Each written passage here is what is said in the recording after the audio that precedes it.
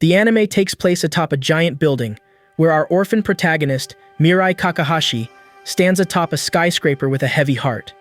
He says he wanted to be happy, but the darkness inside him has taken all the light away. Suddenly, he decides he misses the ground and tries to hug it, but he's caught by an angel. She introduces herself as Nasse and explains that her mission is to make him happy. But Mirai has already lost all hope, crushed under the weight of his parents' and younger brother's deaths in a car accident, and the abuse he suffered from his aunt and uncle. Nasse gave him a glimmer of hope, but Mirai was still unsure if he could ever truly find happiness again. Nasse then told him to choose one of the two angel wings where he can finally become free, or angel arrows, which can be used to make anyone he wants to fall in love with him. But he was determined to have both. To his surprise, Nasse agreed immediately, throwing magical rings onto Mirai's arms and neck, symbolizing love and freedom. She assured him that these bands were invisible to human eyes, but could be seen only by those with angelic insight. Urging him to test his newfound abilities, she encouraged him to discover the powers they held. To Mirai's astonishment, he soon felt wings sprouting from his back. As he questioned their practicality, the wings effortlessly lifted him into the clouds, offering him a breathtaking view that left him speechless. Over time, Mirai explored the city with his newfound wings, but in doing so, he inadvertently missed his own graduation ceremony. He felt a growing sense of dissatisfaction with the angel's suggestions, particularly her idea of using his abilities to steal and manipulate others. This disagreement raised questions about her true nature as an angel, and left Mirai conflicted. Casually, the angel dropped a bombshell on Mirai, disclosing a shocking revelation about a murder committed by his aunt and uncle, with their target being Mirai's own family, disguised as an accident. This revelation triggered a flood of memories from Mirai's childhood as he recalled the suffering he endured at the hands of his aunt and uncle while they reveled in their own lives with their children. As doubt crept into Mirai's mind regarding the angel's statement, she implored him to use his newfound abilities to uncover the truth for himself. Determined and angry, Mirai headed home, his emotions running high. At home, fueled by his anger and determination, Mirai aimed the arrow of love at his aunt, an action made possible by the powers bestowed upon him. The arrow's influence led to his aunt's confession of the terrible truth, bringing the dark secrets to light. In a shocking turn of events, Mirai's aunt, overwhelmed by guilt and the weight of her actions, reached for a knife without hesitation. As she watched Mirai break down, she made the tragic decision to stab herself. In a frantic panic, Mirai rushed to call an ambulance, desperate to save her. However, the angel intervened and halted Mirai, announcing that his aunt had passed away.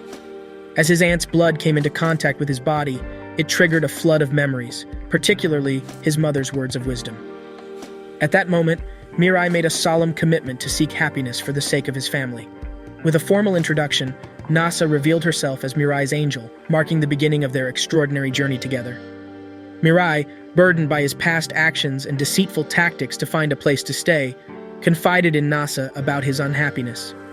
He revealed a strong desire to seek genuine happiness, rather than resorting to harmful actions like revenge on his family for stolen insurance money. This confession marked a turning point in Mirai's life, as he struggled with his morality and sought guidance from Nasse to lead a more meaningful and ethical life. In a celestial gathering of angels, they were tasked by a higher authority to choose a human to guide and protect, with the potential for one angel to become a god. Mirai, paired with Nasse as his guardian angel, shared his plan to seek happiness by spreading joy and pursuing a fresh start. He also expressed his intention to confront his uncle to recover stolen money, but emphasized it was not for harm. Mirai had no ambition to become a god. His focus was on a fulfilling life, even if it meant giving up his powers. As Mirai settled down to enjoy a snack, he came across a news report on TV that featured another candidate for the divine position, accompanied by their attendant angel. Mirai quickly noticed that this candidate was using his red arrow ability to make several famous actresses obsess over him, which greatly upset him. Feeling troubled by the innocent women caught in the candidate's mind control, Mirai turned to Nasse for a solution. However, she regretfully informed him that there was no way to break the enchantment unless the affected individuals were angels like themselves. Unexpectedly, a mysterious figure in costume launched an attack on the candidate while he was asleep with his victims. This assailant swiftly eliminated the candidate, causing the mind control to wear off from the woman's eyes. Confused and disoriented, The actresses fled the scene, unaware of how they had become entangled in such a bizarre situation. Mirai, after submitting his application and focusing on his exams, was taken aback by the news of Tonma's death, prompting him to reflect on recent events. His curiosity was further aroused by reports of a bank robbery, where a powerful costumed hero named Metropolitan intervened, using both red and white arrow abilities. It became apparent that Metropolitan was another candidate for the divine position, complicating the competition. As Metropolitan made his debut on national TV, Mirai wondered how this would affect his journey and the path he had chosen to follow. During the news report, Metropolitan gave a mysterious response about his tactics, and then shocked everyone by declaring that he had been sent by God to eliminate the other candidates, viewing them as enemies. This ominous announcement prompted Mirai to act quickly. He asked Nasse to hide, and they headed home to seek safety and plan their next moves. Curious about the angelic hierarchy and his situation, Mirai asked about the number of angels in each rank and expressed his desire to forfeit his powers. Nasse cautioned him, explaining that giving up his abilities would cost him his life, making it a grave decision that required careful consideration. Determined to pursue happiness and not hide, Mirai decided to attend high school, unaware that Metropolitan, his rival for the divine position, had also enrolled there. As he prepared for school, Nasse playfully suggested using his arrow on his childhood friend Saki, but Mirai refused, sticking to his principles. Upon arriving at school, Mirai was surprised to see another angel attendant in the sky, and wondered if it was with Metropolitan. With shock, he watched as the angel descended and positioned itself in front of him, forcing him to maintain a facade of normalcy while facing this unexpected and potentially dangerous development. Mirai's surprise turned into shock when an angel unexpectedly grabbed him. He inquired about the angel's companion and was astonished to find out it was Saki. She used her powers on him, making him follow her commands and leading him to her room. Mirai was now under Saki's control due to his intense love for her. In her meticulously arranged room, Mirai wondered why his angel, Nasse, had abandoned him. Saki and her angel showed no remorse and saw this as an advantage for their goals. Mirai was caught in a complex web of love and manipulation, with uncertain consequences for his happiness and the competition among the god candidates. Saki shared the joyful news of being in the same class with Mirai, boosting his happiness. However, Saki's angel explained that she couldn't have wings due to her rank, making her vulnerable to Metropolitan's threats. Mirai vowed to protect her. The angels symbolically linked their armbands, signifying their connection. They soared into the clouds, and Mirai showed her a breathtaking view. He earnestly offered to safeguard her. Upon returning to their room, Saki received a notification about Metropolitan's next move, as he continued to make headlines in the news. Nasse stops Mirai from risking his life to rescue Saki, revealing her angel's talent for trickery. Nasse explains strategies to help Saki get wings without Mirai sacrificing his own, including dealing with Metropolitan. Mirai and Saki united for their common goal and decided to live together, given Mirai's strong feelings for Saki. Meanwhile, Metropolitan sensed a more complex and sinister game at play, as he noticed the god candidate's fear of elimination was his true objective, not just identifying them. Saki's guardian angel, Revel, detains Mirai to assess his trustworthiness in his relationship with Saki. To his surprise, Mirai's intentions remain pure even after the red arrow's effects wear off, inspiring Saki to pursue happiness. However, Mirai still refrains from fully confessing his feelings. Suddenly, they receive a broadcast from Metropolitan, which Revel warns is a trap, advising them to stay indoors and watch it on TV. In a bold move, Saki and Mirai decide to go to the stadium as per Metropolitan's wish, with Revel advising them to stay inconspicuous. The crowd watches nervously as Metropolitan arrives, while Nasse and Revel observe from home. Suddenly, two more godly candidates appear and attack Metropolitan. Shockingly, the red arrow shot at him by one of them has no effect, leaving Saki and Mirai puzzled and bewildered, as Metropolitan remains unharmed in his armored costume. Both god candidates appear in costumes, one in blue and the other in yellow, determined to confront Metropolitan. However, they quickly realize they've been deceived as a decoy was hidden inside Metropolitan's costume and had already been hit with a red arrow. The candidate in the blue costume, growing furious at the trickery, grabs a microphone and demands the real Metropolitan to reveal himself and face them in combat, just as he desired. Initially, Mirai believes he might have an opportunity to use his red arrow against Metropolitan in the chaos. However, He soon calms down as he observes Metropolitan's shrewd tactics in dealing with his opponents. Months earlier, Tabuchi and Hatakeyama, the men in blue and yellow costumes, had a chance encounter at school after both failing their exams embarrassingly. During this encounter, Tabuchi offers Hatakeyama a poisonous pill, suggesting they end their lives together. Back at the stadium, Tabuchi and Hatakeyama continue their attempts to summon Metropolitan, but instead, they receive a live broadcast where Metropolitan announces his disinterest in battling his opponents, leaving them disappointed. Suddenly, a young girl soars up to them, pleading to join their team, revealing her fear of Metropolitan and her lack of arrows, only possessing a pair of wings. Tabuchi and Hatakeyama are skeptical, fearing that trusting her could put them in danger. The young girl earnestly explains her situation to Tabuchi and his partner, who, after some consideration, accept her offer with one crucial condition: they can shoot their arrows at her. However, before they can proceed, Metropolitan suddenly appears and captures the girl, inserting his own arrow into her. In an instant, both Metropolitan and the girl vanished from the stadium, leaving Tabuchi and his partner stunned. Thinking quickly, Tabuchi and his partner assess their next move and address the spectators in the stadium. They earnestly plead with other god candidates in the audience to reveal themselves and join forces with them.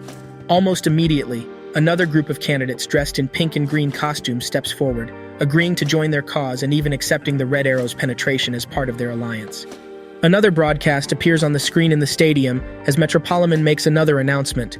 While the four candidates gather, the real Metropolitan sneaks into their midst and attacks the blue-armored man from behind, leading to his death. The arrow and wings automatically transfers onto him. He further explains that the other pink and green are actually decoys as he sends them off. The little girl and the yellow man get handcuffed as Metropolitan orders their death, leaving only the little girl alive with a bleeding wrist. Revel informs Nasse that he hopes Mirai doesn't attempt to reveal himself by going ahead to save the girl. As the girl struggles and pleads for help, her bleeding worsens, causing concern among the onlookers. Mirai contemplates saving her but realizes that intervening might expose him and lead to his own demise. Thus, he decides not to interfere, despite his internal struggle. In the midst of the crisis, the girl's angel appears at Metropolitan's command. He instructs her to beg for mercy, hoping to change his mind, but Metropolitan remains callous and mocks them. Mirai keenly observes the toll the girl's screams take on Saki. She trembles in fear, tears streaming down her face, and in a moment of desperation she cries out for help. This plea triggers a powerful reaction in Mirai, activating his dormant powers.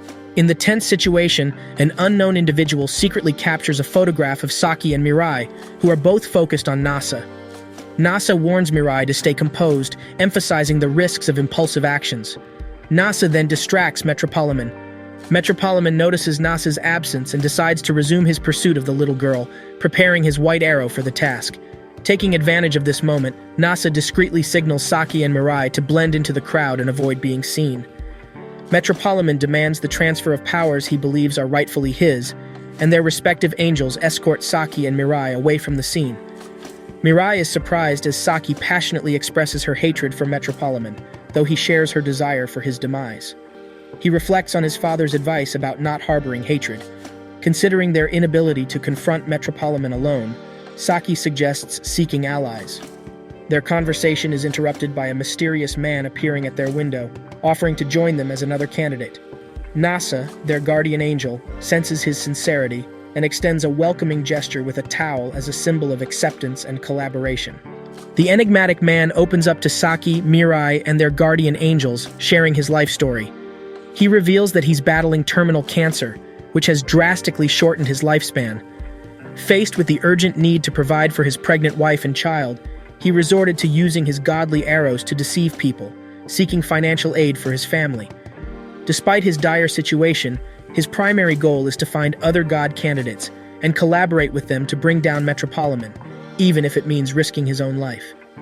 He admits to sending detectives to the stadium to search for potential allies, where they came across a photograph of Saki and Mirai, capturing his attention. He sensed that their intentions were purer and nobler than his own, making them ideal partners for his cause. Moved by Nanato's story and determination, Mirai encourages him not to give up and advises him to resume his cancer treatments. Nanato agrees, bringing a glimmer of hope to his dire situation. Nanato introduces them to his guardian angel, Bearer, adding another member to their growing alliance. Nasse, their own angel, identifies Metropoliman's angel as Mesa, characterizing her as an angel of greed. Nanato, showcasing his skill as a designer, offers to create disguises for them, a valuable asset for concealing their identities. Afterward, he bids them farewell and returns home. As the day ends, a concluding school lecture takes an unexpected turn when a strange book titled When I Become God, bearing the name Kennedy, surfaces, adding another intriguing layer to their unfolding journey. Kennedy asks his friend about their desires in case of an opportunity, and after hearing their fulfilling responses, he confides in his friend about his own wish to resurrect his deceased sister. Kennedy goes to the archery field, contemplating the potential reach of his arrows if he were to combine them all. The next day, Nanato visits Saki and Mirai, showing them a picture of another potential candidate in seclusion. However, their conversation is abruptly interrupted by a news report, announcing the escape of a girl from a juvenile detention facility, adding a new twist to their unfolding story. Metropoliman continues his malevolent actions by teaming up with an escaped murderer who was released from juvenile detention thanks to the Red Arrow's influence. During their meeting, he advises the murderer against getting involved with high school girls, which leads to a sinister change in her mood and plans to harm a young girl. Revel investigates Metropoliman's scheme, which involves using the murderer, referred to as Girl A, as bait. This deeply angers Nanato and intensifies his determination to eliminate Metropoliman. In a conversation with Saki and Mirai, Nanato proposes the idea of abducting and killing Girl A, aligning with his own desires and goals in their dangerous pursuit. This raises moral and ethical questions about the actions they are willing to take to stop Metropoliman and the lengths they are willing to go to in their mission. Mirai carefully considers Nanato's proposal to abduct and kill Girl A, but firmly rejects it on moral grounds, believing that alternative solutions should be explored. Nanato presents a hypothetical scenario to help Mirai arrive at a decision, but it overwhelms Mirai, causing panic as he envisions a situation where he must choose which arrows to use for survival. Realizing the burden on Mirai, Nanato decides to postpone the discussion for a later time. Nanato returns to his family and spends the following day with them. His wife becomes concerned about his frequent movements, thinking it might be affecting his health. Nanato reassures her that he's taking care of himself, but his thoughts are soon consumed by news of another murder committed by Girl A, this time leaving the victim's body on the rooftop of a tall building. The news infuriates Nanato. Driven by anger and determination, Nanato heads back to Saki and Mirai. He offers them weapons to use against Girl A, sensing that they lack the resolve to employ their godly powers. However, Mirai once again declines the proposition, standing firm in his refusal to take a life. Meanwhile, Mesa, Metropoliman's guardian angel, reports to her master that their traps haven't lured any potential candidates, prompting Metropoliman to intensify his tactics and make the situation even more challenging. As Nanato shares his conjectures about Girl A's potential next murder location, a news report interrupts their conversation, revealing yet another victim found at the summit of a different tower. Surprisingly, it's Girl A, known as Misurin, who was seen hovering above the tower, wielding red arrows and giving instructions to the authorities. This unexpected turn of events prompts Nanato to urge Mirai to join him in the fight against Metropoliman, highlighting the depletion of red arrows due to the search for god candidates. After some hesitation, Mirai reluctantly agrees to Nanato's proposal. Nanato proceeds to outline their attack strategy against their formidable adversary. Nanato hands over a protective suit to Mirai as they head over to the tower with a strategy against Metropoliman. Nanato charges Misurin by pointing a gun at her. Mirai discreetly hides from them as he tries to figure out a way to attack without actually killing anyone, as Nanato's plan is to kill Misurin in case Metropoliman doesn't show up. Nanato suddenly senses something off about the atmosphere as he questions Misurin about Metropoliman's whereabouts. Misurin feigns ignorance, as she tells him of the order which Metropoliman ordered her to do, which was to stall time till a candidate came. Metropoliman smiles evilly as he presses a button, blowing up the entire building with Nanato on it. Following the explosion, a thick cloud of smoke engulfs the area, inducing panic among the citizens who fear they are under attack. Mirai rushes to catch Nanato from falling, and luckily, he lands safely. It seems the protective suit shielded him from being torn apart by the blast. Eventually, Nanato regains his breath, and Mirai is relieved, shedding tears of relief. Unfortunately, Girl A has already vanished. Nanato, deeply affected by these events, begins to share Mirai's weariness of the constant loss of lives. However, their resolve wavers as Metropolitan suddenly appears from behind, catching them off guard. Mirai is frozen as he unexpectedly confronts Metropolitan. In a tense exchange, Mirai questions Metropolitan about his malevolent intentions, leading Metropolitan to acknowledge that he understands the pain of losing someone, but remains indifferent to the recent deaths caused by his actions. Metropolitan decides to cease harming innocent people only if he successfully eliminates another god candidate. In response, Nanato devises a plan to deceive Metropolitan by making it appear as though he possesses the white arrow, with Nasse supporting him, while Beret backs Mirai. However, Metropolitan disrupts their ploy by announcing the presence of another bomb planted elsewhere. Nasse exposes Metropolitan's lies about the bombing attacks, but Meza, Metropolitan's angel, devises a way to make them believe him once again. Nanato pleads with Metropolitan to stop his destructive actions, suggesting that one of them might agree to his conditions. Meanwhile, reporters in a helicopter approach their location, intending to report live from the tower and capture the ongoing events. Metropolitan's sinister laughter intensifies as the media arrives, fueling his excitement. He targets Nanato with his arrow, prompting Mirai to rush to his defense. In an unexpected twist, Mirai manages to deflect Metropolitan's arrow, a skill neither of them knew he possessed. Mirai and Metropolitan engage in a high-stakes aerial battle, with Mirai dodging Metropolitan's attacks while launching his own arrows. As they clash in the air, Nanato reluctantly seizes the opportunity, spurred by Mirai's unsettling tactics. Meza, Metropolitan's angel, issues a belated warning to him, advising caution. But it's too late, as Nanato uses his guns to relentlessly open fire on Metropolitan, taking advantage of the moment. Mirai glimpses Metropolitan's profile just before he vanishes. Nanato expresses disappointment as their attacks fail to kill Metropolitan. Returning to Saki, both Mirai and Nanato carry the weight of their ordeal.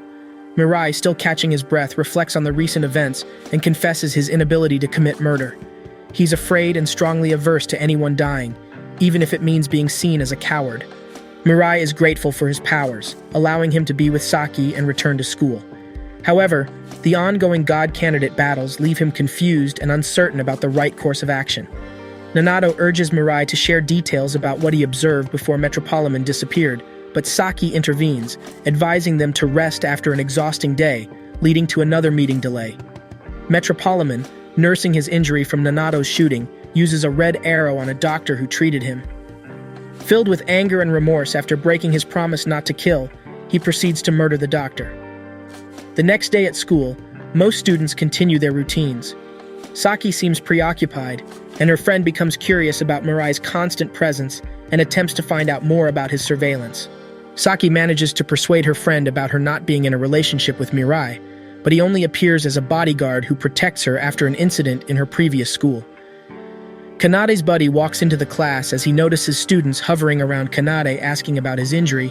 He immediately suspects Kanade of being Metropolitan and pretends to act naive towards him. Mirai illustrates what he was able to notice about Metropolitan to Nanato. Nanato tries to convince Mirai to make a sketching of Metropolitan's image, but Saki disagrees, telling him to continue some other day. Saki walks into Mirai's room and asks him to join her in bed. Saki confides in Mirai, expressing her intention to share something important. She takes the initiative to chase away their angels for privacy, leaving Nasse perplexed and concerned. As Saki gets closer to Mirai, she reveals her deep desire for death and her bleak perception of the world. Despite Mirai's determination to protect her, Saki still feels like a burden to him. Their conversation brings back childhood memories, especially moments with their parents during a picnic. They recall their simple wish back then, to find happiness and remain friends forever. Saki is overwhelmed by profound sadness, recalling moments when she had mistreated Mirai instead of offering support. In an emotionally charged moment, she makes an unexpected request of Mirai to end her life as a way to make amends for her wrongdoings, even after learning about Mirai's attempted suicide. Torn by this request, Mirai carries Saki into the sky with one hand, while their guardian angel, Revel, attempts to intervene. Saki stops Revel, insisting she is ready to face her fate. Saki notices Mirai's silence, causing her to loosen her grip, but she quickly clings tighter and expresses her true desires, her strong yearning to live, especially alongside Mirai and Nanato. Mirai forgives Saki and restores their bond, taking her back home. To everyone's surprise, Saki undergoes a sudden transformation the next day, exuding positivity, and even suggests moving to a larger residence. She offers her assistance in their mission to eliminate Metropoliman. Metropoliman reflects on his previous encounter, realizing he was deceived by the genuine god candidate with a special ranked angel using red arrows against him. Saki asks Barrett about acquiring wings for herself, with Barrett mentioning possibilities that involve Metropoliman's elimination or Nanato succumbing to his cancer. Revel suggests an alternative way for Saki to achieve her desires, his promotion to the first rank. Barrett explains that such a promotion requires involvement in something extraordinary, as it ultimately depends on their god's decision rather than strict rules. Revel decides to pursue more knowledge than Barrett to enhance his chances of promotion and fulfill Saki's wishes. Nanato returns home, where his young daughter surprises him by revealing she has seen all the dresses he crafted for her in anticipation of her arrival, leaving him touched. Hajime rushes to use his newfound power to approach a girl he likes, but panics when he perceives himself as ugly in his reflection. A chance encounter with Metropoliman's intervention during a bank robbery leads him to aspire to emulate Metropoliman. He decides to steal money and manipulate surgeons into giving him a more attractive appearance. Despite the surgery and attention from several girls, Hajime still struggles with poor communication skills, leading to misery. Watching a televised battle between Metropoliman and two other god candidates, Hajime becomes infuriated and vows to become Metropoliman's servant to support his cause. Hajime's angel warns him about the challenges of approaching Metropoliman and suggests targeting Nanato instead, but Hajime remains determined to find Metropoliman. Eventually, he continues his pursuit and sends a classmate to deliver a message to Metropoliman. Metropoliman, wary of Hajime's intentions, sets up a decoy to meet with him. However, Hajime cleverly hides behind a mirror during their conversation. To test Hajime's loyalty, Metropoliman assigns him a mission, capturing a god candidate and placing them inside a special box, a task Hajime had done with Nanato's family. Metropoliman mocks Hajime for using all his arrows on humans, leaving him with just one. Still, he advises Hajime to save it for a god candidate, emphasizing its importance. The team becomes increasingly concerned as Nanato blames himself for involving his family in this dangerous situation. Suddenly, Metropoliman calls Nanato, revealing a location where he can find his family. Overwhelmed by worry and desperation, Nanato rushes off without a plan. To protect Saki, Mirai asks her to stay behind, explaining that her presence could be dangerous. He entrusts Revel with looking after Saki, who is distressed. This reminds Revel of the same expression she had when he rescued her, motivating him to prioritize acquiring knowledge for her sake. Nanato tirelessly searches the park and quickly finds his family inside a one-way mirror box. Overwhelmed with emotion, he rushes inside despite Mirai's attempts to stop him. Hajime reveals it's a trap, and there's no way anyone will survive. Mirai ponders whether Hajime is collaborating with Metropoliman or acting independently. He shares this with Nanato, who tries to use his gun to break the mirror but fails. Realizing the grim situation, Mirai feels despair, facing the difficult choice of how to rescue Nanato and his family. Inside the box, Nanato and his family share heartfelt moments. Hajime watches with envy but refrains from taking action, following Metropoliman's orders. Hajime seeks confirmation of his status as Metropoliman's servant, but Metropoliman gives an indirect response. Mirai is confused as he finds himself caught in the middle of Metropoliman and Hajime. He is adamant about not getting into a fight or endangering anyone's life. He decides quickly in response to join Nanato and his family by rushing into the box. Metropoliman chooses to leave Hajime behind to keep an eye on them and report back after they give up trying to flee after realizing that they would just be running around in circles. Mirai claims to have come up with an escape strategy after spending hours flying around aimlessly inside the box. He comforts and reassures the daughter of Nanato to not be terrified. Metropoliman instructs Hajime to avoid entering the box at all costs in order to secure his plans as soon as Hajime notices there is no movement there. Despite the fact that even Nasse and Barrett are nowhere to be found, Hajime keeps bothering Metropoliman by asking about the status of their condition. Saki notes Revel's tears starting to cause an unusual environment, and Metropoliman dismissing Hajime as he chooses to rest. As Revel watches Saki lose trust in her ability to do anything to save her loved ones, his head refuses to take in any more knowledge. As Revel cries, something that angels aren't meant to do, their god summons him and elevates him to the position of chief angel of feelings. Saki takes a chance by using her suit gear to figure out the camera's location and fires a red arrow at Hajime that pierces through him. Hajime turns and falls in love with Saki but fights the feeling because he already swore to be loyal. Everyone congratulates them, including Balta, as she asks for a report of their situation. Mirai senses something happening outside, but she is unable to fully comprehend it. Nanato thinks back to a time when his wife pleaded with him not to give up on them, and that memory inspires him to keep flying. Hajime is tricked by Saki into falling even deeper in love with her. Metropolitan notices something strange when Hajime refuses to return a report and tries to ask, but Hajime is distracted by Saki because the red arrow's intoxicating love has him falling for her even more. Hajime now fully understands what it means to be in love. Hajime suddenly experiences love, which causes him to appreciate it. He then wants to meet Saki, but Metropolitan's voice interrupts him by asking why he's acting inappropriately when he's watching from the camera. As Saki and Metropolitan prepare to meet, Hajime provides Metropolitan an excuse to use the restroom. Hajime to conduct himself in front of him, but he objects, telling his master that he would really need some privacy. He removes his headphones and runs to Saki, introducing himself and telling her how he feels right away. Revel is hoping Saki can fulfill her responsibility as she asks Hajime to free Mirai, Nanato, and his family from the box. In an effort to save them, Hajime rushes to smash the mirror. Metropolitan then recognizes that Hajime is affected by a red arrow and commands him to regain his composure. Hajime criticizes Metropolitan for wanting to kill Nanato because he loves his family and keeps striking ceaselessly, expressing his disappointment in him. Mirai detects the tip of Hajime's sword and signals to Nanato to use the roof as a way of escape, as 3 more candidates mysteriously materialize, knocking Hajime off the roof. When they exit the building, they discover that their adversaries have grown in number to match them, and as they square off for a fight, Mirai thanks Saki for saving them. Revel seeks to aid Nanato by persuading Metropolitan to allow them to reunite later because he is disadvantaged. While Revel confides in her with some information, Saki takes Mirai, Nanato's pregnant wife, back to the church to explain her husband's role in all of this. She then returns with the infant while Saki surreptitiously listens to her. Metropolitan considers his options because he is aware that the only person he can shoot with a white arrow is Mirai, who has no desire to kill, in contrast to the others on his team who do. As Nanato, Mirai, and her shoot red arrows into themselves, Saki gives Hajime the order to kill on her behalf. Metropolitan withdraws from the battle, promising to return only if Saki's team is successful in defeating his team, after which he immediately vanishes.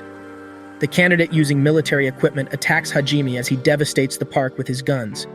Mirai and Saki rush to hold the candidate down by his wings, preventing him from moving as he desires.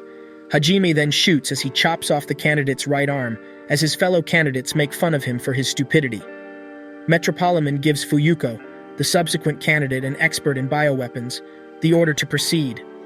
One of them must give their life to test out Fuyuko's chemical, which melts persons away, in order to stop her from spreading her virus and infecting the entire planet. As he offers Mirai instructions on how to present himself, Metropolitan directs him to make Mirai the first lab rat for the experiment. Mirai replies that they promised not to kill any more people, but he learns that this was all a ruse because it's their death against the world. Mirai follows Metropolitan's orders at the Ferris wheel, where Fuyuko and Metropolitan prepare. As Fuyuko directs Hajime and Nanato to disarm, Nanato struggles to find a virus-free solution. Metropolitan has Hajime comfort Saki, who is upset by Mirai's actions. Despite the strong winds, Mirai remains determined to prevent casualties, though unsure of the method. Mirai willingly allows Fuyuko to insert the needle into him, and his team is filled with anxiety and fear. Just before the needle can pierce his skin, Mirai uses his white arrow to nullify the effects of the virus by striking it. Everyone is astonished by his ability to think clearly and act decisively under such intense pressure. Nanato instructs Mirai to eliminate Fuyuko, sensing that she possesses even deadlier weapons. Fuyuko agrees to this, but Mirai is torn because committing murder goes against his principles. He struggles internally to find an alternative solution. Suddenly, Nanato collapses to the ground, causing them all to believe he might be dead. Nanato, still keeping his aim at Metropolitan, releases both red and white arrows, targeting Mirai exclusively. As the arrows head toward Mirai, Fuyuko deciphers the signal and releases various syringes containing her experiment, which can dissolve humans upon contact. Saki rushes to protect Mirai from being injected, desperately searching for a way to shield him without being shot herself. Hajime, on the other hand, uses his sword to cut the syringes, attempting to safeguard Saki. Unfortunately, he misses one syringe and makes the painful decision to sacrifice himself. The needle pierces his skin, causing him to melt away. Unbeknownst to Fuyuko, Hajime had already stabbed her with his sword, and she too begins to disintegrate. Saki is overwhelmed with grief as she watches Hajime's tragic fate unfold. Hajime's angel guides him to the afterlife and transfers his powers to Saki. Balta, the angel, stays to observe the battle. Metropoliman blames Mirai for Hajime and Fuyuko's deaths, while Nanato points out Metropoliman's manipulation. No remorse from Metropoliman. Mirai and Saki silently grieve the casualties they want to avoid. Nanato loses balance and nosebleeding. Metropoliman aims to absorb his powers, but Mirai intervenes. Nanato's dying wish is for Mirai to eliminate Metropoliman. The boy aligned with Metropoliman flees, realizing he's a pawn. Mirai decides to confront Metropoliman and suggests a fair battle with alternating arrow shots. Surprisingly, Metropoliman agrees. They prepare for the fight with their angels watching. Metropoliman tricks Mirai with a coin toss, launching a warm-up shot. Mirai realizes Metropoliman can use tactics too, making him formidable. Metropoliman grows increasingly proud, thinking of himself godlike, as he reflects on his past, where his sister saw him as a god due to their wealthy family's fulfillment of her wishes. Metropoliman firmly believed that wealth shielded people from life's hardships and impurities, ensuring his sister enjoyed the best education and a strong bond as her brother. However, his world shattered when she wanted a relationship with a boy her age. Furious, he opposed it, leading to a tragic accident where she fell from a balcony, fatally hitting her head. In a selfish moment, he chose not to save her, fearing her defilement, a decision that haunted him deeply, shaping his character and motives. Metropoliman took extreme measures to preserve his sister's body, ensuring it wouldn't decay so that she would remain forever beautiful, as he had always desired. However, the guilt and remorse over her death eventually led him to attempt suicide, as he wished for her to be alive rather than dead. Returning to the present, the young child who had previously fled the scene broadcasts the ongoing fight live for everyone to watch, though neither Mirai nor anyone else seems to notice this yet. A government official becomes intrigued by the battle and instructs his team to locate their position, viewing Metropoliman as the villain in the situation. Mirai and Metropoliman continue to approach each other, taking turns firing arrows in a high-stakes battle that leaves Mirai deeply concerned, especially as they get closer, increasing the danger of their confrontation. Saki steps in, addressing Metropoliman with a question about his objectives if he were to become the chosen one. Metropoliman reveals his chilling plan to exterminate every poor person, leaving only the rich alive, as he holds a deep disgust for those who are not wealthy. The citizens who hear his shocking statements are thoroughly disgusted by his views. Mirai vehemently opposes Metropoliman, asserting that everyone has the right to happiness. Metropoliman confesses that he had discussed ideas for the new world with his friend, one of which was to eliminate ugly people as well. His friend freezes upon hearing Kennedy speak these words. The situation becomes increasingly complex as Mirai attempts to formulate a strategy to attack Metropoliman without getting hit by his white arrow or using his wings. Amidst their intense back and forth about Mirai's attack strategy, Metropoliman decides to reveal his true face to the watching audience, displaying unwavering confidence in his abilities. However, the quality of the camera feed prevents the audience from clearly seeing his real identity. Mirai seizes this moment to stall Metropoliman, raising doubts about whether he is truly facing the genuine Metropoliman. As the sun begins to set, Mirai seizes an opportunity to launch an attack. He deploys his red arrow to counter his opponent's white arrow and swiftly moves in to strike Metropoliman with all his might. However, to his astonishment, he realizes that his red arrow fails to penetrate Metropoliman's skin. Mirai's assumptions about Metropoliman turn positive as Metropoliman has already been hit by a red arrow, which is why he is unable to attack him with his arrow. Mirai ponders how Metropoliman got shot as he uses his might to protect himself from the white arrow Metropoliman prepares. Metropoliman uses a blade from his suit to continually stab Mirai for using his wings to hinder his sight. Mesa refuses to obey Metropoliman's order as Saki attacks him and uses her ring to hold him hostage. Nanato picks up a gun as he requests to finish off Metropoliman using his remaining strength. His wife becomes worried as she wonders if her husband would return home to her. Metropoliman has a sudden change of heart, reminding Mirai of his commitment not to kill anyone and urging them to halt Nanato's actions. Meanwhile, the authorities manage to pinpoint their location, leaving spectators questioning the authenticity of the situation. Metropolitan takes a moment to confess the tragic story of his sister's death to Mirai and Saki, his tone growing more desperate as he pleads for his life. However, a barrage of gunshots from Nanato rings out, and Metropolitan struggles to free himself from his costume, but remains trapped. In a last-ditch effort, Metropolitan seeks to strike a deal with Saki and Mirai, but the bullets pierce through his body, causing severe damage. Metropolitan whispers his last words, reminiscing about his late sister before his body explodes into pieces. The onlookers are filled with fear and awe as they witness his demise. The little boy, also a candidate, rejoices at Metropolitan's defeat, revealing that he had been using him as a pawn. Saki clings to Nanato, grappling with guilt and regret for agreeing to eliminate Metropolitan, even though they believed it was for the greater good. Metropolitan's rings detach from his body, seeking out their new owner. Mesa expresses her disappointment in Canada, and she lifts him into the sky, placing blame on Balta for interfering with her plans. Nanato's wife and daughter pay him a visit in the hospital, bidding their final farewell. Nanato's wife searches his lifeless body and places a cigarette in his mouth as a final gesture. Bare praises Nanato's unwavering spirit even in death and carries his soul up into the clouds. She transfers his arrow and wings to herself, advising that they should always cherish Nanato's hopes and dreams in their hearts. With Nanato's death, the red arrow's effects on Mirai wear off, leaving him staring at his reflection with a mix of fear and guilt. His wife mourns him, recalling his last words urging him to return home to her and their daughter. The authorities arrive at the scene of Metropolitan's death, and the forensics team begins their work, taking note of the DNA evidence present. One of the investigators instructs a colleague to gather information about the other god candidates before anyone else does. Saki tries to convince Mirai to return home and rest, but he is preoccupied with thoughts and concerns about Nanato's family and the consequences of Metropolitan's death. Saki scolds Mirai, urging him to stop blaming himself for the events that unfolded. She promises to support him no matter what, regardless of the public's reaction to their actions. Saki also confesses her feelings for Mirai, but he dismisses it, attributing it to the lingering effects of the red arrow. Mirai shares the revelation with the team that Metropolitan had been shot by a red arrow before their battle.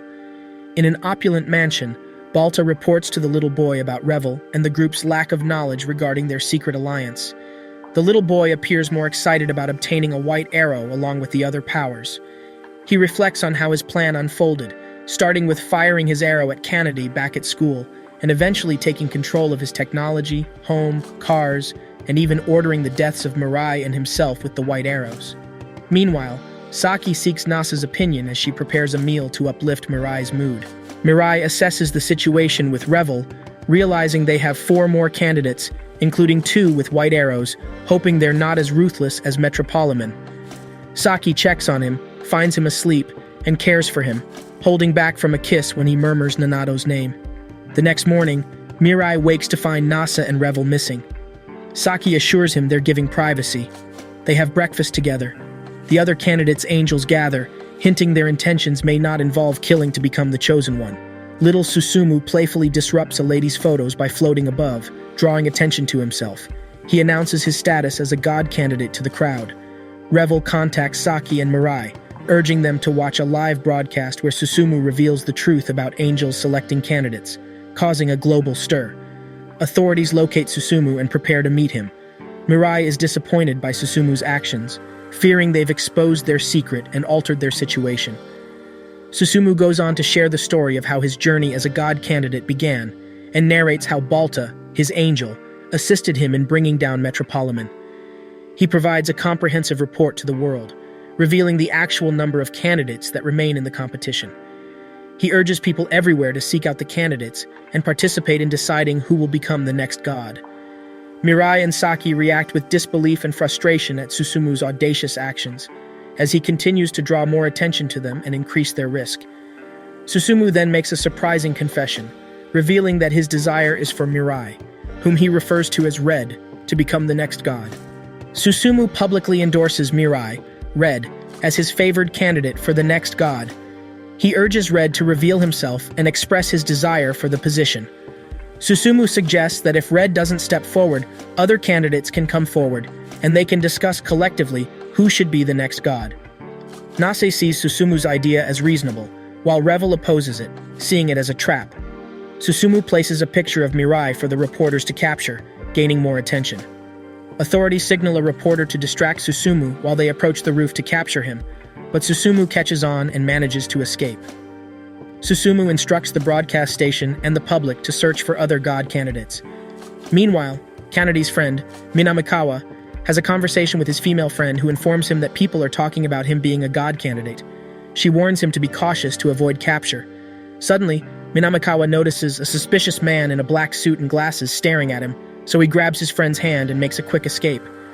More authorities convene to discuss the god candidates and strategize on how to capture them for their own purposes before other countries can do so.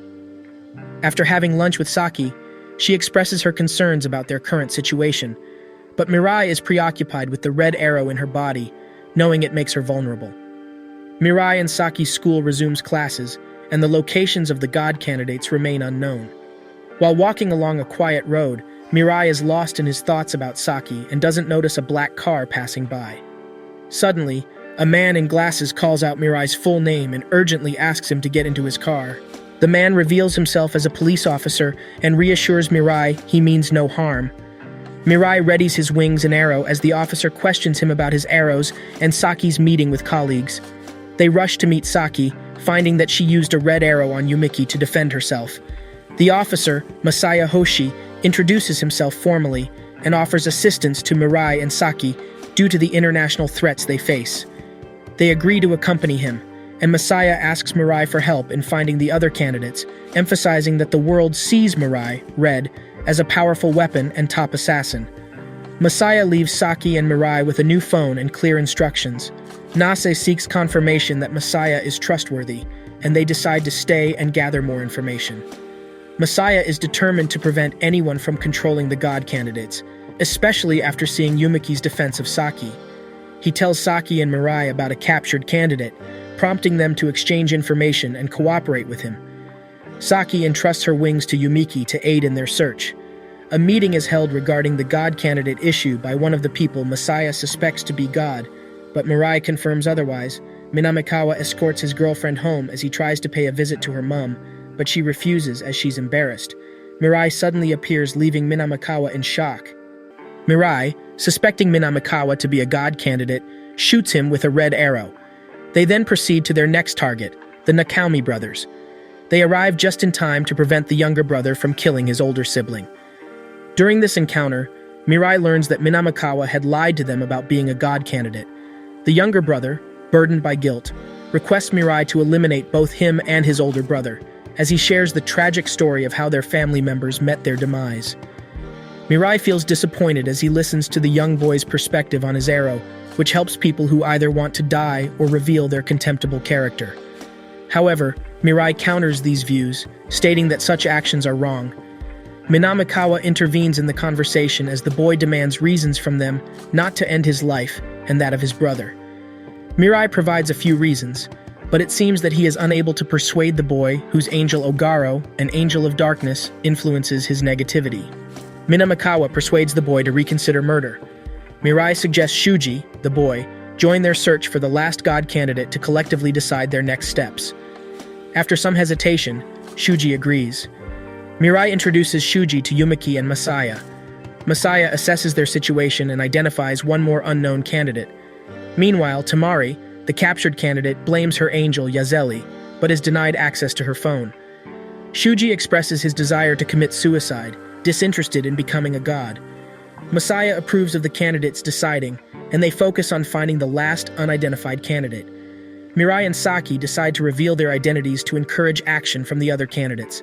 Suddenly, Susumu appears, threatening to shoot Mirai with his red arrow.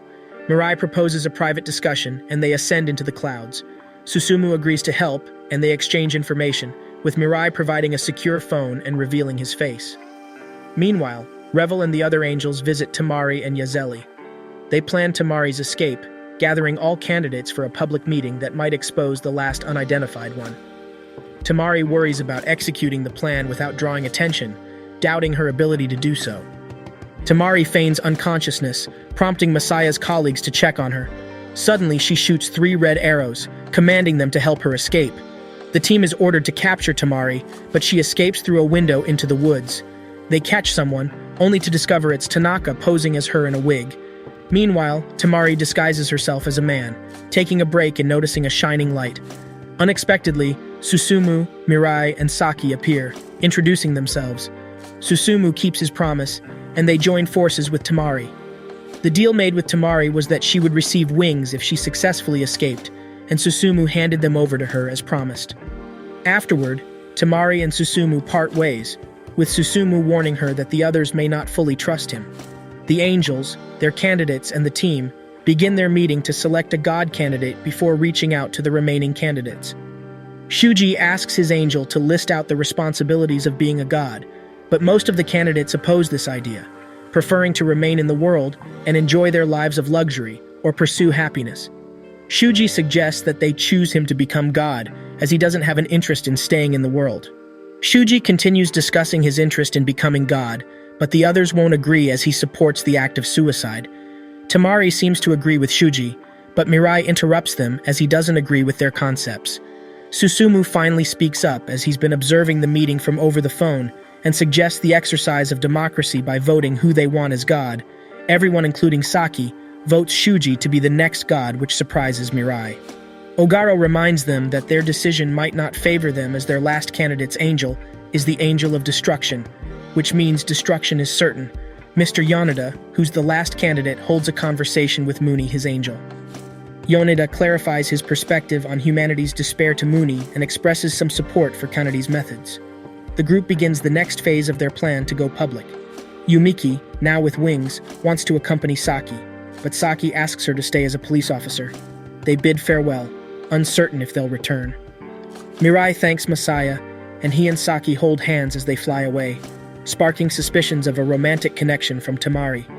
Susumu's appearance with the other candidates intrigues people, while Amon refuses to reveal information about Yoneda. Authorities order the capture of the candidates. Yoneda spots approaching helicopters and calls the Prime Minister to halt them, promising something extraordinary in return.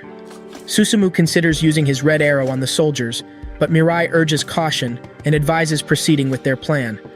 Broadcasting stations are in chaos as the candidates appear in various locations.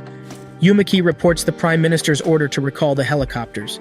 Drones take to the skies as Mirai publicly outlines their plans and what each candidate would do as god to coax the last one to reveal themselves.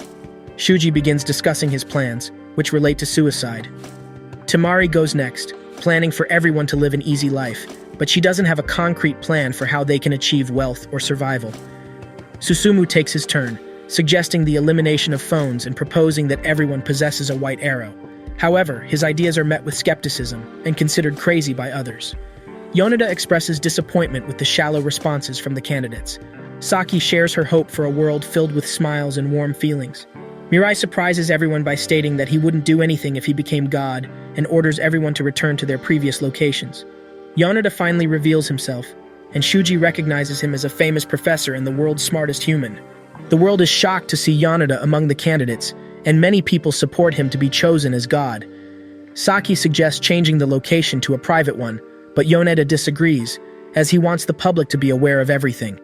Yoneda counters their belief by announcing that they've all been deceived, and that the current god is a fake. He goes further by explaining his theory about the historical background of the non-existence of the god people believe in. According to Yoneda, the current god only exists because of the energy generated by human imagination. This god aims to regain his energy to prevent himself from disappearing by increasing that energy. Yoneda sows confusion and doubt among the masses by explaining that the world doesn't need their god, and people should accept this fact and focus on their future because they hold the key to their existence. Meanwhile, hitmen from a distance target Mirai as their prey, and it becomes clear that different hitmen have been ordered by the authorities to eliminate all the candidates after receiving a signal. Yoneda is trying to determine which of the angels knows the secrets of heaven, but Mirai cautions him against making reckless statements about the non-existence of God. Shuji joins Yoneda in supporting his theory, and Yoneda claims to have found a way for them not to become God. However, Tamari disagrees, as her main concern is sustaining her red arrow. In response to the imminent danger from the hitmen, Mirai decides to take on the role of becoming God. Susumu, who discovers the hitmen, exposes them to the candidates, but he ends up getting shot instead. Gunshots continue to ring out, putting the candidates in danger. Professor Yoneda rushes to retrieve Susumu's body before Mirai can reach it. Mirai, realizing the urgency of the situation, orders the rest of the candidates to flee to safety. Yoneda uses his white arrow to finish off Susumu, gaining all of Susumu's arrows and wings in the process. He hands Susumu over to Penema, his angel.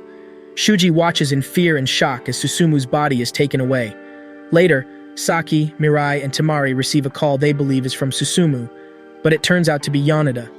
He informs them that they will postpone their next discussion until after they hear the response from the masses. Yoneda then questions Shuji about his willingness to die, even if Yoneda decides to use his white arrow on him.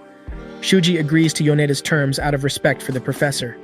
In response, Yoneda uses a red arrow on Shuji for his own selfish reasons. Temari decides to support Mirai in his bid to become the next god, but she asks him to assure her that he will fulfill certain conditions. She also shares her suspicions about the culprits behind the assassination attempts and mentions her concerns about Messiah. Saki asks Yumiki to investigate Messiah further. As Messiah processes the revelation that Yoneda is also a god candidate, Yumiki suddenly appears and shoots him with a red arrow, leaving Messiah shocked. The angels begin to panic as they realize that the current god is fading away. Messiah quickly moves Saki and her allies to a safer location and updates them on the government's activities. Mirai suggests that he will try to convince Yoneda, but Temari disagrees, believing that Yoneda's obsession with proving his theories will hinder any attempt at persuasion. Messiah volunteers to be the one to try and convince Yoneda, citing their long acquaintance dating back to high school. Years ago, Messiah and Yoneda first crossed paths when Yoneda saved Messiah from a fall. They encountered each other again during a sports event, where Yoneda outperformed Messiah in a rather unsportsmanlike way. Despite this, Messiah attempted to befriend Yoneda, but the latter refused, explaining that he would be leaving school and requesting that Messiah keep it a secret.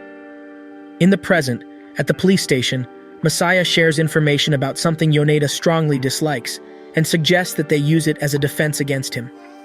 Meanwhile, Yoneda and Shuji sit by a fire and engage in a discussion about their thoughts on death. After Yoneda's fame began to spread, he struggled to maintain his focus due to the numerous events, lectures, and distractions that came with his newfound recognition. This overwhelming pressure led him to attempt suicide, but Muni intervened and offered him a glimmer of hope to continue living. Yoneda approached Ogaro, one of the angels, with questions about the angel possessing special powers and knowledge of the secrets he sought. However, Ogaro dismissed the idea and prioritized Shuji becoming the chosen one. Yoneda eventually struck a deal with Ogaro, agreeing to provide Shuji with a white arrow in exchange for the information he sought. Once Yoneda fulfilled his part of the deal, Ogaro revealed that the angel with special powers was Nasse, capable of physically touching humans, a unique ability no other angel possessed. This revelation left Yoneda deep in thought as he devised a plan related to Ogaro's swords. As Saki's red arrow in Yumiki and Messiah expires after 33 days, Mirai considers using his red arrow on Messiah once more. However, Saki opposes this idea, believing that Yumiki and Messiah have earned their trust and should not be treated as threats. Meanwhile, Yoneda's patience wears thin, and he heads to the Prime Minister's villa to address his request regarding the stadium. Yoneda uses his red arrow to control the Prime Minister's guards, threatening the minister until he receives a report on the progress of his previous request.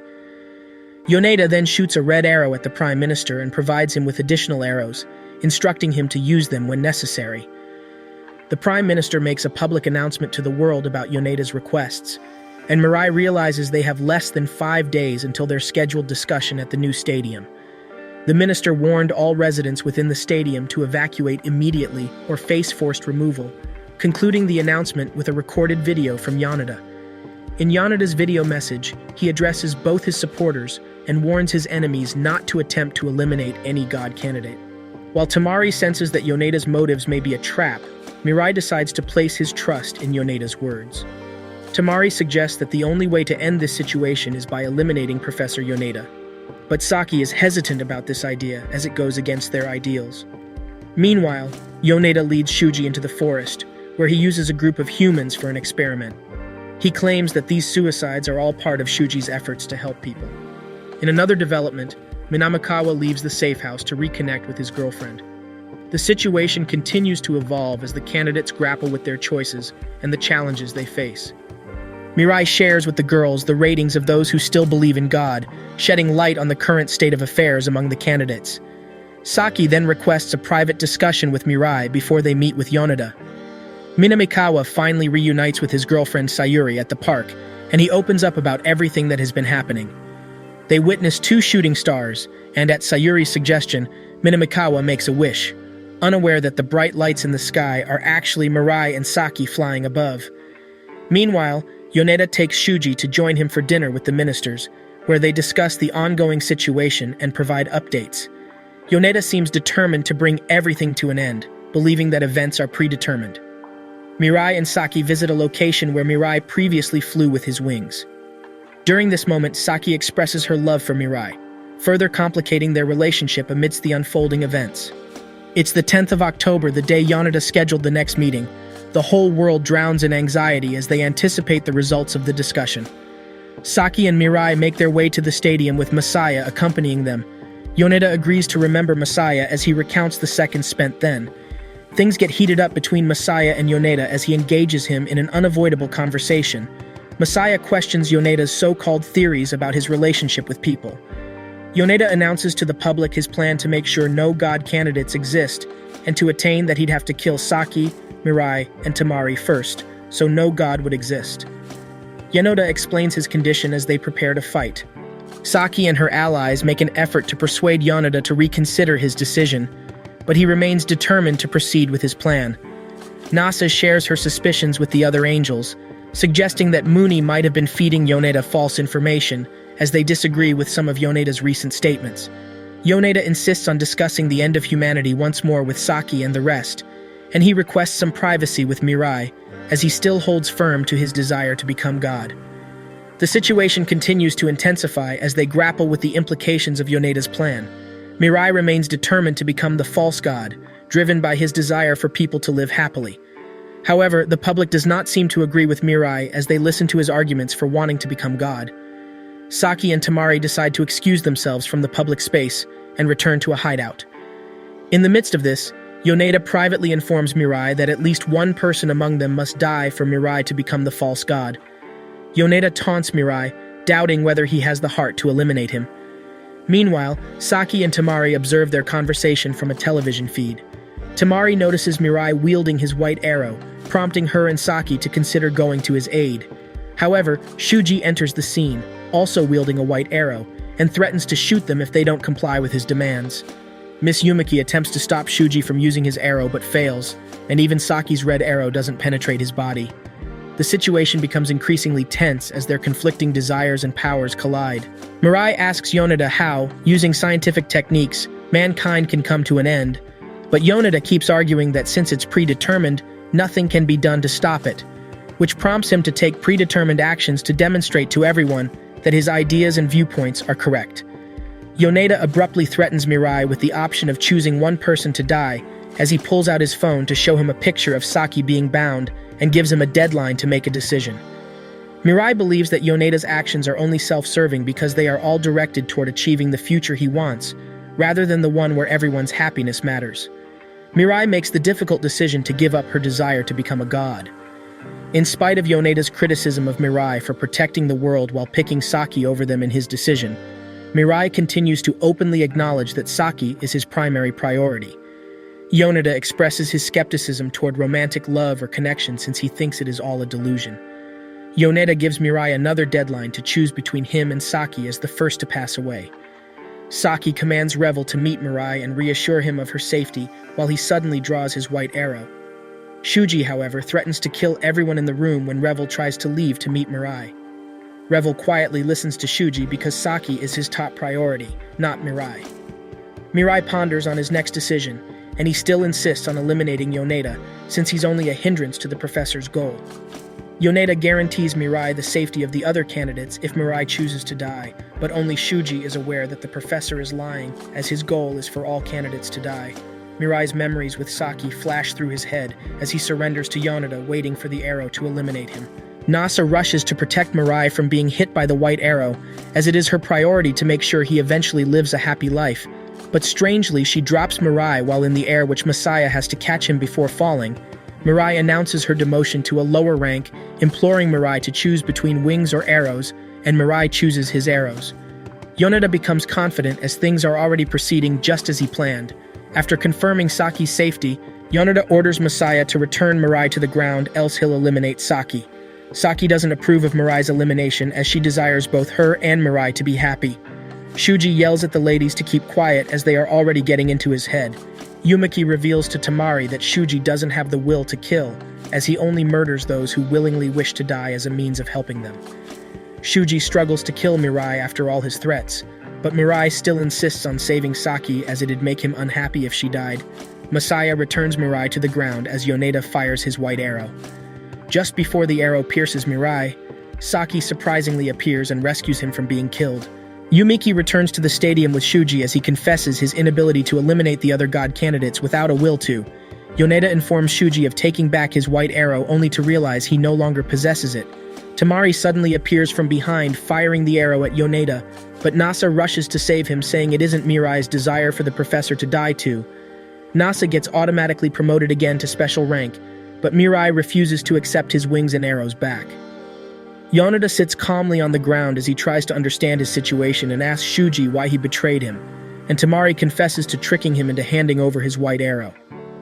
Shuji defends the professor as all he desires is to conduct his research undisturbed, but Yoneda suddenly doubts his capacities by calling himself a fool and not a genius, but the masses seem to think otherwise due to his achievements. Yoneda blames himself for not making any effort to interact or understand them, as he calls himself a coward, while he walks away with his head down, leaving the rest of the decision to the three candidates. Yoneda apologizes for causing them any trouble, and since he's unable to prove his theories of the non-existence of God, his life has now become meaningless as he wishes to end it. Shuji stops him by volunteering to become the next god, and reveals the truth to Yoneda. Tamari agrees to it as they all initially choose Shuji to be the chosen one. Shuji prepares to ascend into the clouds as all candidates finally come to a mutual agreement. Shuji asks one last question before fully becoming God. He inquires from them if they want to keep the memories of the selection process, and every other candidate except Tamari agrees to keep their memories. That being said, Shuji grants them their wishes as things become normal, and Tamari wonders why she finds herself in their midst while Mirai returns home holding hands with Saki. Shuji finds himself in a place parallel world that exists alongside the human world. Shuji notices the infestation on his body as his personal angel explains his situation, which would only subside after he has finally merged with the previous god. Shuji also notices the method in which the angel preserved humans as they do it only because they're instructed to. The one who's regarded as a creature communicates with Shuji, saying he is also not aware of the one who created him, but is only fulfilling his obligation of preserving the end of human life. Professor Yoneda recruits Tamari to be his assistant, as he possesses the red arrow even after everything has returned to normalcy, and uses it to on her as he desires for her to be his lab rat. Tamari falls in love with Yoneda after being shot by the red arrow, as he uses her to make more analysis for his research. Saki announces their plans to their friends as they'd be getting married and building a flower shop together. Yoneda fails to get any tangible results from his test on Tamari. Mirai pays Saki's parents a visit as he introduces himself as her husband-to-be, which they agree to immediately. Back at the house, Saki decides to spring up a question in the middle of their meal, as she curiously asks Mirai what makes him happy.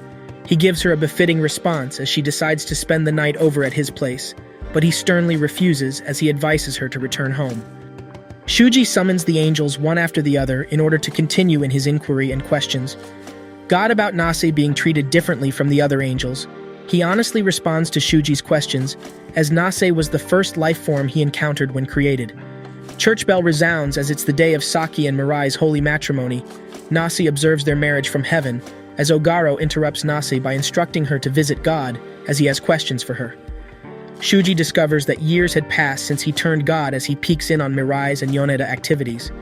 Mirai dispatches flowers to Yoneda celebrating their friendship, but he regards them as soldiers instead. Shiji discovers that the number of people attempting suicide becomes massive even without his assistance, and suddenly feels the urge to save them as he analyzes the inequalities that have been transpiring between the poor and rich.